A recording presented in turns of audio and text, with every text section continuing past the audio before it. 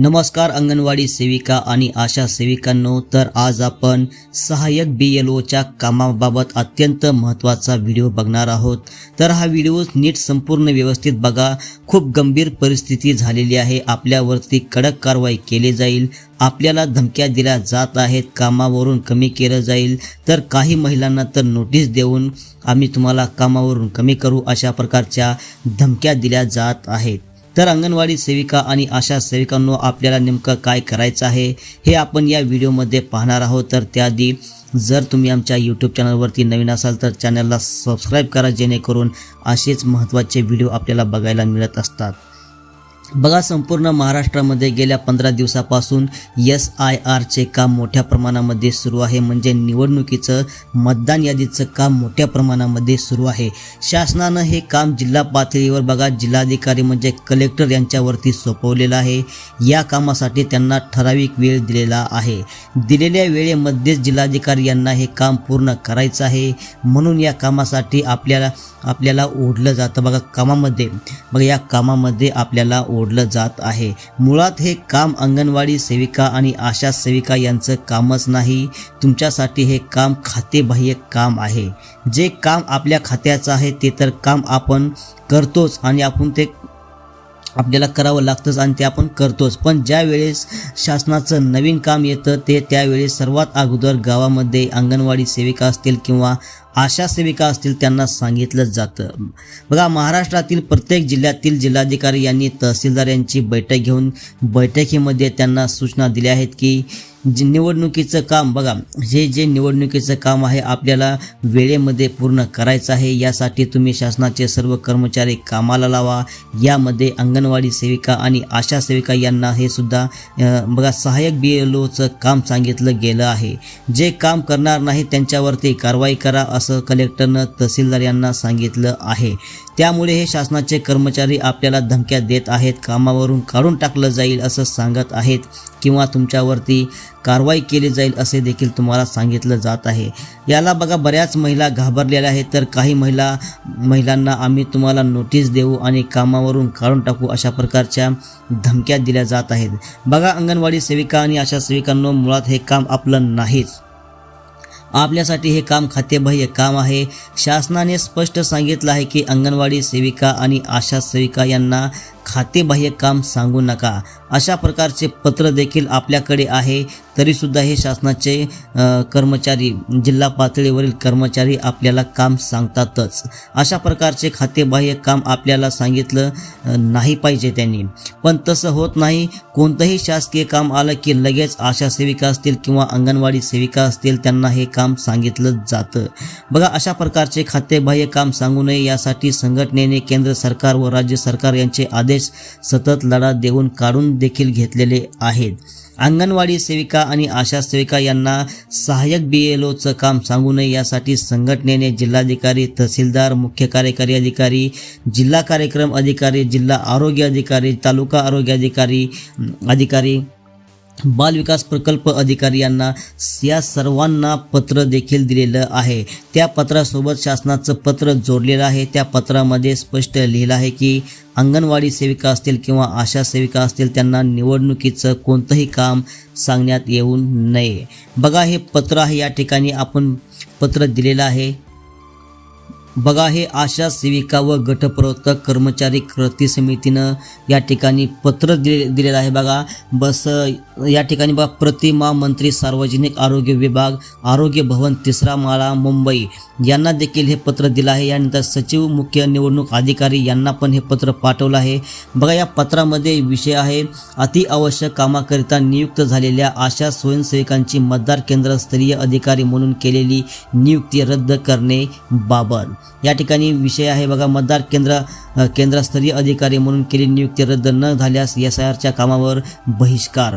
सर्व जिल्हा निवडणूक अधिकारी दिनांक 14/7/2026 रोजी सचिव व मुख्य निवडणूक अधिकारी मंत्रालय आशा स्वयंसेवकांचे धरणे आंदोलन।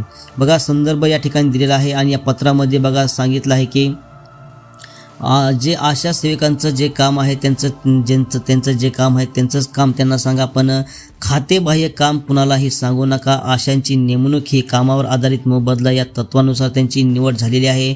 ज्या कामाचा त्यांना मोबदला मिळतो तेच काम त्यांना सांगा, पण दुसरं कुठलंही काम या ठिकाणी त्यांना सांगू नका. आपण या ठिकाणी हे पत्र वाचू शकता. मी जर वाचलं तर व्हिडिओ खूप मोठा होणार आहे, त्यामुळे तुम्ही हे पत्र वाचून घ्या. हे पत्र तर प्रत्येकाला माहीतच आहे, प्रत्येक व्हॉट्सअप ग्रुपवरती हे पत्र पडलेलं आहे. संघटनेनं पत्र हे मंत्र्यांना पाठवलं आहे आणि त्याच्यासोबत या ठिकाणी बघा शासनाचं पत्र देखील या ठिकाणी जोडण्यात आलेलं आहे.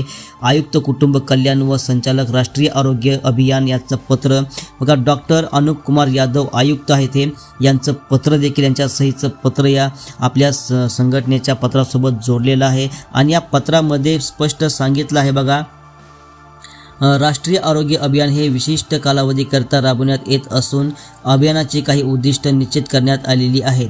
सदर उद्दिष्ट पूर्ती करता आशा स्वयंसेविका योजनेअंतर्गत आशा सेविका व गटप्रवर्तकांची नियुक्ती करण्यात आलेली आहे. मात्र आशा स्वयंसेविका व गटप्रवर्तकांना निवडणूक विषय कामकाजाच्या जबाबदाऱ्या दिल्यामुळे आशा सेविकांच्या कामावर विपरीत परिणाम होत आहे. तरी आशा स्वयंसेविका व गटप्रवर्तकांना BLOचं व इतर निवडणुकी संदर्भातील जबाबदाऱ्या देण्यात येऊ नये याबाबत सूचना संबंधितांना देण्यास विनंती आहे.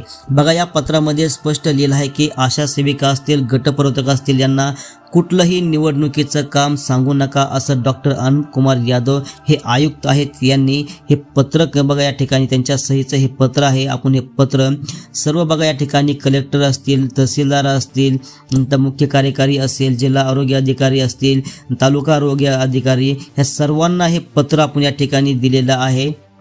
या पत्रामध्ये स्पष्ट लिहिलं आहे की काम सांगू नका. यानंतर बघा अंगणवाडी सेविकांसाठी सुद्धा आपण या ठिकाणी संघटनेनं पत्र दिलं आहे की अंगणवाडी सेविकांना सुद्धा BLOचे काम सांगू नका, अशा प्रकारचं पत्र देखील या ठिकाणी दिलेलं आहे. ते पत्र तुम्हाला मी या ठिकाणी दाखवतो. बघा, हे पत्र आहे महाराष्ट्र राज्य अंगणवाडी सेविका व मदतनीस महासंघ या महासंघाकडून हे देखील पत्र अंगणवाडीसाठी हे पत्र आहे. बघा, हे पत्र देखील बघा तहसीलदार यांना दिलेलं आहे, नंतर कलेक्टरला दिलेलं आहे, उपविभागीय अधिकारी यांना दिलं आहे, COला दिलेलं आहे, जिल्हा कार्यक्रम अधिकारी यांना दिलं आहे, बाल विकास प्रकल्प अधिकारी यांना देखील हे पत्र दिलेलं आहे. बघा, हे पत्र महिला व बाल विकास मंत्री आदिती तटकरे यांच्या सहीचं हे पत्र आहे, त्यांच्या सहीचं पत्र आहे आणि त्यांनी हे पत्र काढलेलं आहे.